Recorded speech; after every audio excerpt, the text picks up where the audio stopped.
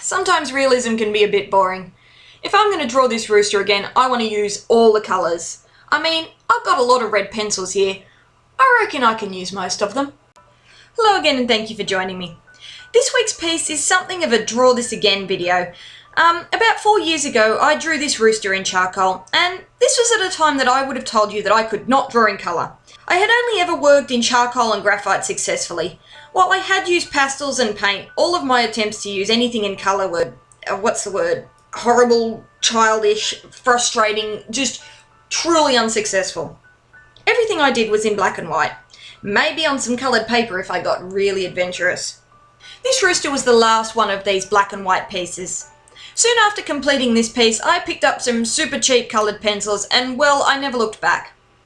So when I came across an amazing photo of a rooster on wildlifereferencephotos.com, it reminded me of my old rooster, and I really wanted to see what I could do now that I can use colour.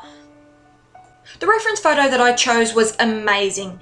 Every single detail and feather was there, and I could have chosen to be a lot more realistic in my approach.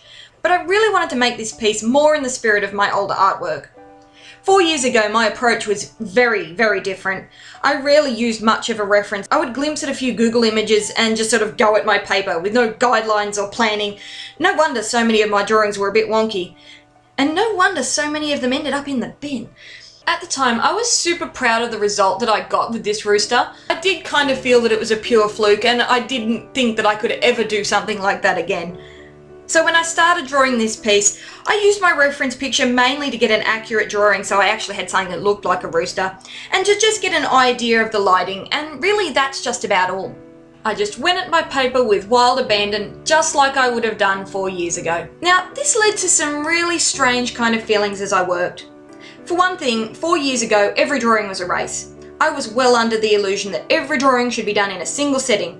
Now, why on earth I thought that, I couldn't tell you, but so many of my drawings were quite expressive and full of really quick textured lines as a result of that race. And, well, that's just not something that really works well with coloured pencils. And secondly, I like paying more attention these days. I enjoy the process of bringing a more realistic image to life. Not that I ever really aim for true photorealism. I like my art to look like art. But I do get a certain amount of satisfaction from finding those little shadows and textures that I hadn't seen before I sat down to draw. When I was about halfway through this piece, I realised I wasn't really enjoying the process.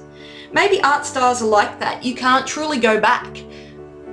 Feeling frustrated, I took a moment to add a little extra detail.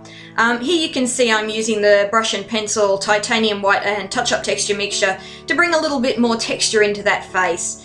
Oh man, I love this stuff. Well, I'd already gone this far, so there's no point backing out now. But the overthinking had already begun. By this point, I was looking at my piece, and I had decided that even though my approach was really quite different, the actual look of the piece overall was not that far different from many of my recent pieces. Maybe it was my current style that was frustrating me. I've drawn a lot of birds on a plain white background lately, and I started to question if that was my problem. I've been exploring some more dynamic lighting lately, and these sort of images don't really give me an opportunity to do that. Maybe I've just drawn the same subject too many times.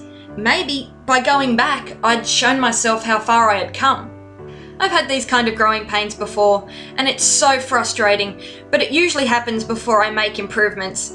When this silly artist brain gets all antsy and wants to make something even bigger and better and grander and more exciting, I do have to sit back and contemplate how I'm going to get there. And unfortunately that does mean examining a lot of my own weaknesses, which always kind of hurts the ego a little. I'm going to spend some time looking over my work and looking for things that I like and things that I don't like, and make some decisions on things that I'd like to change. It's really challenging to question myself like this, but I know the results will be worth it. My new rooster is nearly done at this point, and I realise that he might just be teasing me with that cocky look back over his shoulder. Yeah, thanks mate, I don't need your judgment too. So anyways, that's enough self-doubt and questioning for one day. Moving forward, here's the final piece. This guy, along with a few of my favourite pieces, will be available as a print from my new Etsy store, so why not drop by there? I really hope you've enjoyed this. Why not leave a like or a comment to let me know what you think, and if you'd like to see more of my work, why not hit the subscribe button. Thanks so much for watching, guys.